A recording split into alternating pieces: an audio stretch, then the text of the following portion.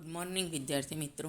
ધોરણ 11 અર્થશાસ્ત્ર પ્રકરણ 5 આવક અને ખર્ચના ખ્યાલો, જેમાં આજે આપણે પ્રસ્તાવના, ખર્ચના વિવિધ ખ્યાલો, એમાં વાસ્તવિક ખર્ચ, વૈકલ્પિક ખર્ચ, નાણાકીય ખર્ચ, ટૂંકો ગાળો અને લાંબો ગાળો એનો અભ્યાસ કરીશું. આર્થિક વિશ્લેષણમાં ખાસ કરીને પેઢીની વર્તણૂકને સમજવા ખર્ચ અને આવકના ખ્યાલો ખૂબ મહત્ત્વના છે. ઉત્પાદનનું પ્રમાણ બદલાતા કુલ ઉત્પાદન ખર્ચમાં ફેરફાર થાય છે. ખર્ચથી પેઢીની જાવક બાજુનો અંદાજ આવે છે, તો આવકનો ખ્યાલ જાણવાથી પેઢીની આવક બાજુનો અંદાજ આવે છે. આવક અને ખર્ચના ખ્યાલો સામાન્ય ઉત્પાદનની સપાટી નક્કી કરે છે. 1. પેઢીને પોતાની વસ્તુની કિંમત નક્કી કરવામાં મદદ મળે છે. 2. પેઢીને પોતાનો નફો મહત્તમ કરવામાં માર્ગદર્શન મળે છે. 3. મહત્તમ નફાને સમજાવવા સીમાંત ખર્ચ ઉપયોગી બને છે. 4. સીમાંત ખર્ચનો ખ્યાલ પેઢીની વર્તણૂકને સમજવામાં મદદરૂપ બને છે. 5.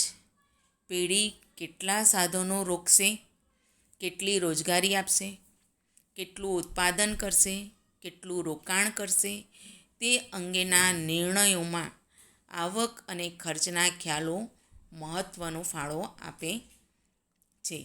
વૈકલ્પિક ખર્ચનો ખ્યાલ સાધનોના વૈકલ્પિક ઉપયોગ અને સંચાલકીય અર્થશાસ્ત્રમાં ઉપયોગી બને છે. 7.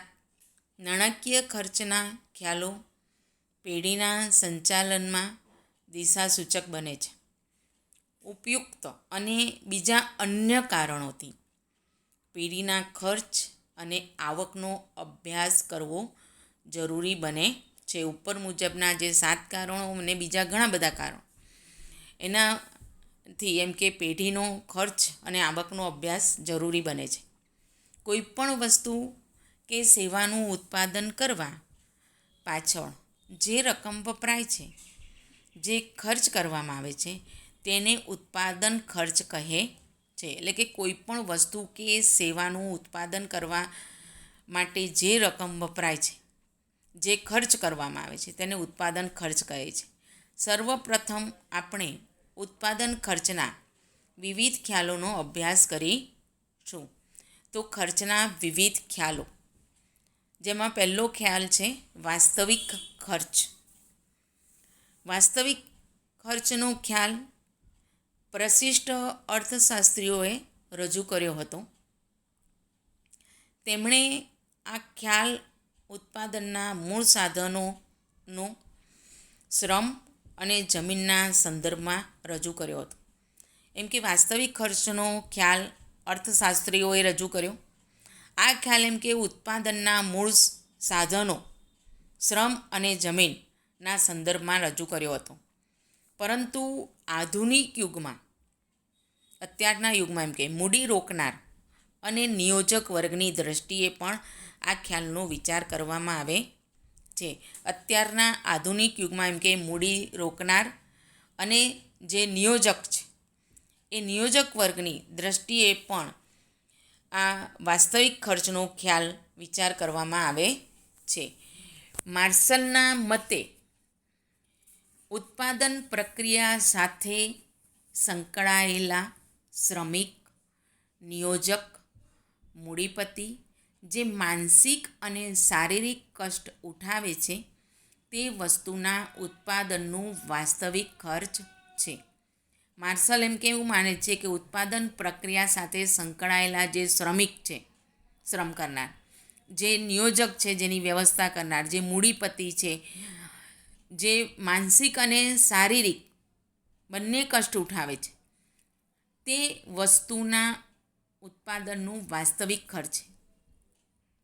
કોઈ પણ વસ્તુના ઉત્પાદન કાર્ય માટે ઉત્પાદક જે નાણાં ખર્ચે છે, તે જ માત્ર સાચું ઉત્પાદન ખર્ચ નથી. કોઈ પણ વસ્તુનું ઉત્પાદન કાર્ય કરવાનું હોય ને ઉત્પાદક એમ કે નાણાં ખર્ચે છે, એ માત્ર સાચું ઉત્પાદન ખર્ચ નથી, પરંતુ ઉત્પાદન કાર્ય સાથે જોડાયેલા શ્રમિકોને નો જે થાક, કંટાળો, ત્રાસ લાગે, મૂડીપતિ પોતાની મૂડી વપરાશનો ત્યાગ કરી બચત કરીને મેળવે છે. નિયોજકને ધંધાની ચિંતા, બિનસલામતી, અનિશ્ચિતતાનો સામનો કરવો પડે છે. આ બધાનો સમાવેશ વાસ્તવિક ખર્ચમાં થાય છે.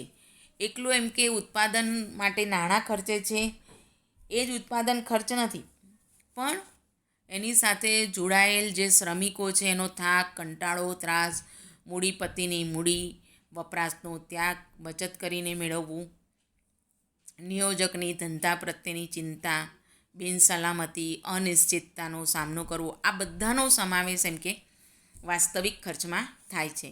વાસ્તવિક ખર્ચને નાણાં સ્વરૂપમાં રજૂ કરી શકાતું નથી.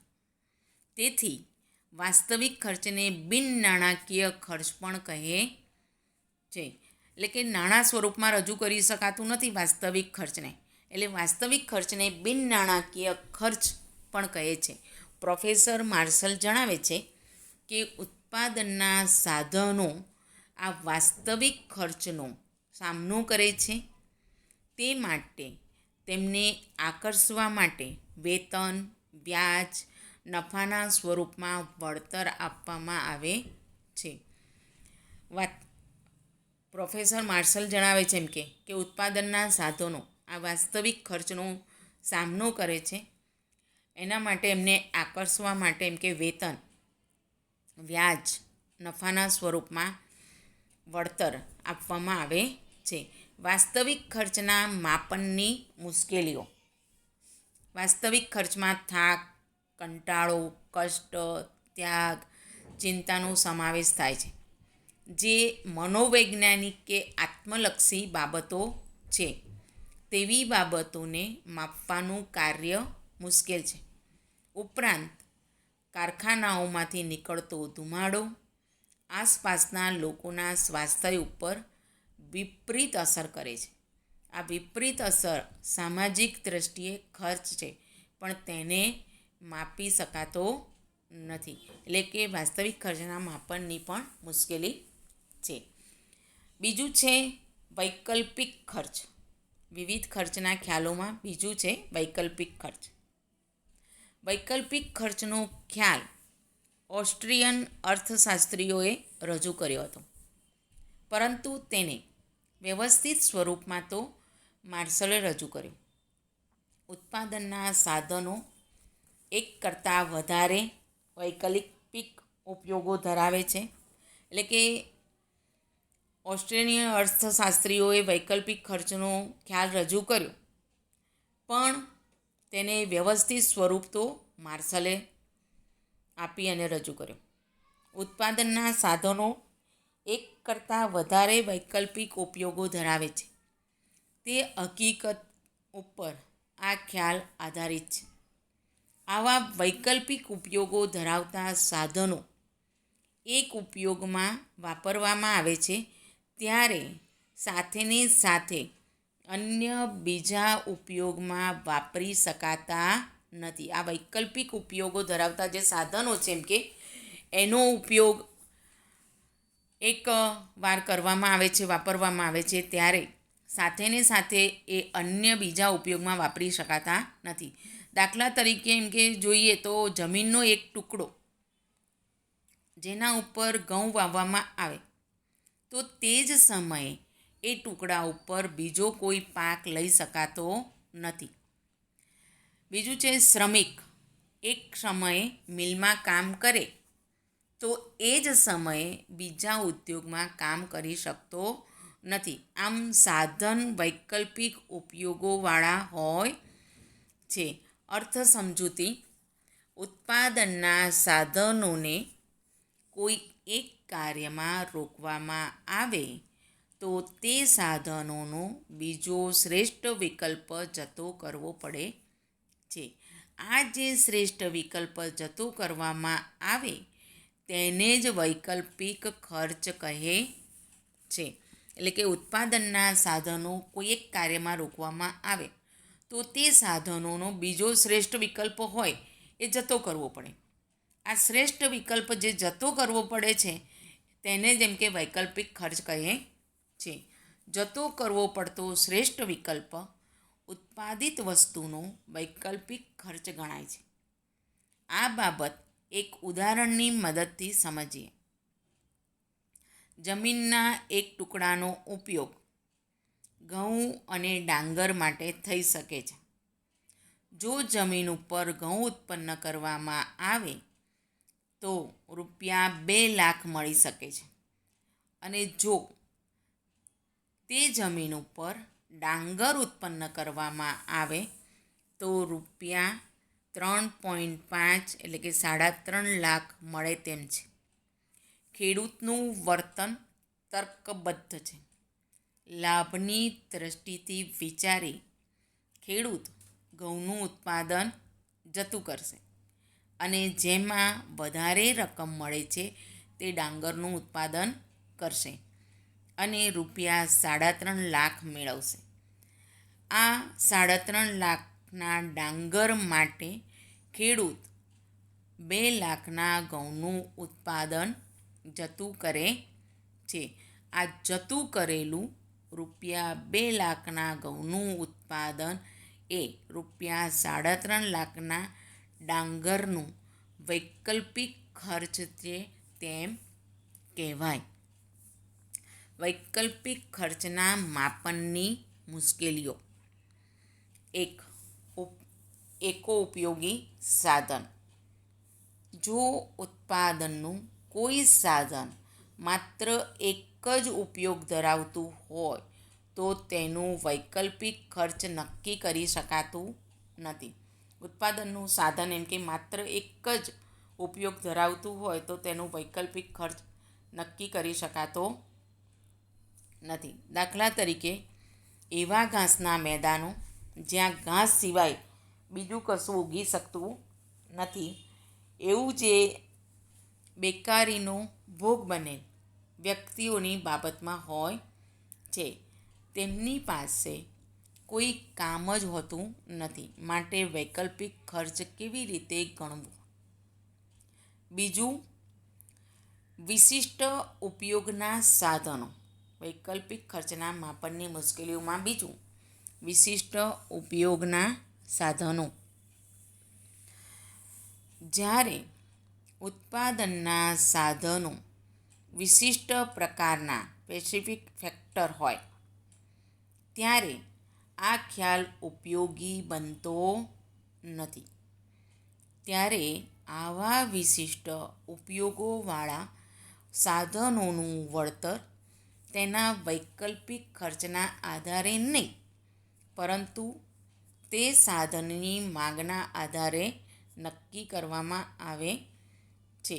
ઉત્પાદનના સાધનો એમ કે વિશિષ્ટ પ્રકારના હોય ત્યારે આ ખ્યાલ ઉપયોગી બનતો નથી. આવા વિશિષ્ટ ઉપયોગોવાળા જે સાધનોનું વળતર તેના વૈકલ્પિક ખર્ચના આધારે નહીં પરંતુ એ સાધનની માંગના આધારે નક્કી થાય છે. દાખલા તરીકે એમ કે કોમ્પ્યુટરમાં વિશિષ્ટ આવડત ધરાવતી વ્યક્તિઓ, અણુશક્તિના જ્ઞાન ધરાવતા વૈજ્ઞાનિકો વગેરે. કોમ્પ્યુટરમાં વિશિષ્ટ જ્ઞાન કે આવડત ધરાવતી વ્યક્તિઓ અને અણુશક્તિના જ્ઞાન ધરાવતા વૈજ્ઞાનિકો, આ વિશિષ્ટ પ્રકારનું એમ કે ઉપયોગવાળા વ્યક્તિઓ છે એનો વૈકલ્પિક ખર્ચના આધારે સાધનની માંગના આધારે નક્કી થાય નહીં. ત્રીજો, ખર્ચના વિવિધ ખ્યાલોમાં નાણાકીય ખર્ચ. આર્થિક વિશ્લેષણ, ઉત્પાદનનો નિર્ણય અને કિંમત નિર્ધારણમાં નાણાકીય ખર્ચનો ખ્યાલ ઉપયોગી બને છે. કારણ કે વાસ્તવિક ખર્ચ અને વૈકલ્પિક ખર્ચના ખ્યાલો અનેક મર્યાદાઓ ધરાવે છે. આર્થિક વિશ્લેષણમાં, ઉત્પાદનના નિર્ણયમાં અને કિંમત નિર્ધારણમાં જે ખર્ચનો ખ્યાલ છે એ ઉપયોગી બને છે. કેમ? તો કે જે વાસ્તવિક ખર્ચ અને વૈકલ્પિક ખર્ચ, આ બંને ખર્ચના ખ્યાલો જે છે અનેક મર્યાદા ધરાવે છે.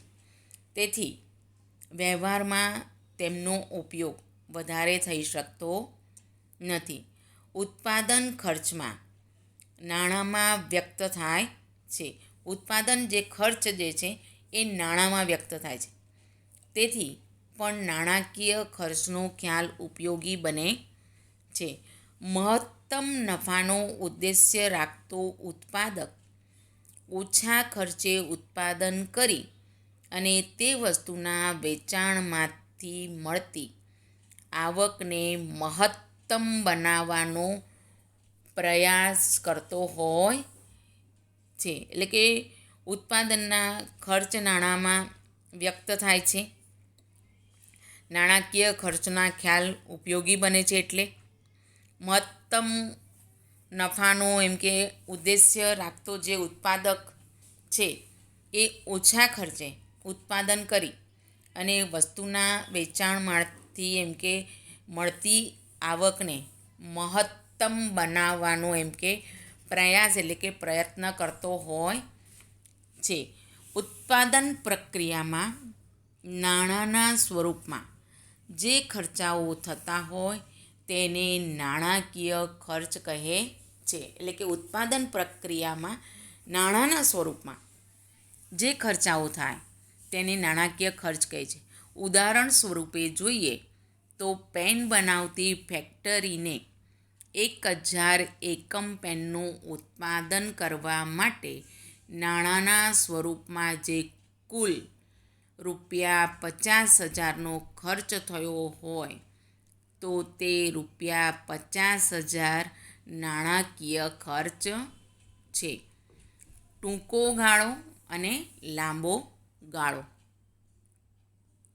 સમયગાળાના આધારે પણ ટૂંકા ગાળામાં નાણાકીય ખર્ચને રજૂ કરવામાં આવે છે. સમયના આધારે પણ એમ કે સમયનો ગાળો એના આધારે પણ એમ કે ટૂંકા ગાળામાં નાણાકીય ખર્ચને રજૂ કરવામાં આવે છે. ઉત્પાદનના કેટલાક સાધનો એવા છે જેના પ્રમાણમાં સહેલાઈથી ફેરફાર કરી શકાય છે. સાધનનું પ્રમાણ બદલાતા ઉત્પાદનનું પ્રમાણ પણ બદલાય છે. કેટલાક એમ કે સાધનો ઉત્પાદનમાં એવા છે કે જેના પ્રમાણમાં સહેલાઈથી ફેરફાર કરી શકાય અને સાધનોનું પ્રમાણ બદલાય એટલે ઉત્પાદનનું પ્રમાણ પણ બદલાય છે. કાચો માલ, વધારાના શ્રમિકો, બળતણ વગેરે એવા સાધનો છે જેનું પ્રમાણ ટૂંકા ગાળામાં બદલી શકાતું હોવાથી તેને અસ્થિર સાધનો કહેવામાં આવે છે. કાચો માલ, વધારાના શ્રમિકો, બળતણ વગેરે એવા સાધનો છે જેને એમ કે ટૂંકા ગાળાનું એનું પ્રમાણ બદલી શકાતું હોય છે અને એટલે એ અસ્થિર સાધનો કહેવાય છે. આવા સાધનો ઉપર થતા ખર્ચને અસ્થિર ખર્ચ કહે છે અને આવા અસ્થિર સાધનો ઉપર એમ કે જે ખર્ચ થાય તેને અસ્થિર ખર્ચ કહે છે. જ્યારે યંત્ર સામગ્રી, કારખાનાનું મકાન, વહીવટી સ્ટાફ વગેરે સાધનોના પ્રમાણમાં ટૂંકા ગાળામાં કોઈ ફેરફાર કરી શકાતો નથી તેવા સાધનોને સ્થિર સાધનો કહે છે. જ્યારે કે યંત્ર સામગ્રી, કારખાનાનું મકાન, વહીવટી સ્ટાફ જે કર્મચારીઓ છે એ બધામાં સાધનોના પ્રમાણમાં ટૂંકા ગાળામાં કોઈ ફેરફાર કરી શકાતો નથી તેવા સાધનોને સ્થિર સાધનો કહે છે અને તેના ઉપર થતો જે ખર્ચ છે એ ખર્ચને પણ સ્થિર ખર્ચ કહેવામાં આવે છે. અસ્થિર સાધન કોને કહેવાય અને અથવા તો અસ્થિર ખર્ચ કોને કહેવાય, સ્થિર સાધનો કોને કહેવાય, આવો એકક માર્કનો નાનો પ્રશ્ન પણ પૂછી શકાય. ટૂંકો ગાળો. સમયનો ટૂંકો ગાળો એટલે એવો ગાળો કે જે ગાળામાં પેઢીના કદમાં ફેરફાર કરી શકાતો નથી પરંતુ તેની સ્થાપિત ઉત્પાદન શક્તિનો ઉપયોગ કરીને ઉત્પાદન વધારી શકાય છે. ટૂંકો ગાળો સમયનો એવો ગાળો છે જે દરમિયાન પેઢીમાં કેટલાક સાધનો સ્થિર હોય છે. દાખલા તરીકે પ્લાન્ટ, યંત્ર સામગ્રી, કારખાનાનું મકાન વગેરે. પરંતુ અસ્થિર સાધનો જેવા કે કાચો માલ, શ્રમિકો, વીજળી વગેરેનું પ્રમાણ વધારીને કે ઘટાડીને ઉત્પાદનમાં વધારો કે ઘટાડો કરી શકાય છે. લાંબો ગાળો સમયનો લાંબો ગાળો એટલે એવો ગાળો કે જે ગાળા દરમિયાન પેઢીના બધા સાધનો અસ્થિર હોય છે. લાંબો ગાળો એટલે એવો ગાળો એમ કે જે ગાળા દરમિયાન પેઢીના બધા જ સાધનો અસ્થિર હોય છે, એટલે કે એ સાધનોમાં ફેરફાર કરી શકાય છે. પ્લાન્ટ, યંત્ર સામગ્રી, કારખાનાનું મકાન વગેરેના પ્રમાણમાં વધારો કે ઘટાડો કરીને પેઢી ઉત્પાદનમાં વધઘટ કરી શકે છે. એમ કે પ્લાન્ટ, યંત્ર સામગ્રી, કારખાનાનું મકાન આ બધામાં એમ પ્રમાણમાં એમ કે વધારો ઘટાડો કરી અને પેઢી ઉત્પાદનમાં એમ કે વધઘટ કરી શકે છે. પેઢી લાંબા ગાળે નવી અને આધુનિક યંત્ર સામગ્રી વડે ઉત્પાદનના એકમનું કદ પણ વિસ્તારી શકે છે. પેઢી એમ કે લાંબા ગાળે નવી અને આધુનિક યંત્ર સામગ્રી વડે ઉત્પાદનના એકમનું કદ પણ એમ કે વિસ્તારી શકે છે. તો હવેનો ઉત્પાદનના ખર્ચનું વર્ગીકરણ હવે પછીના પાર્ટમાં અભ્યાસ કરીશું.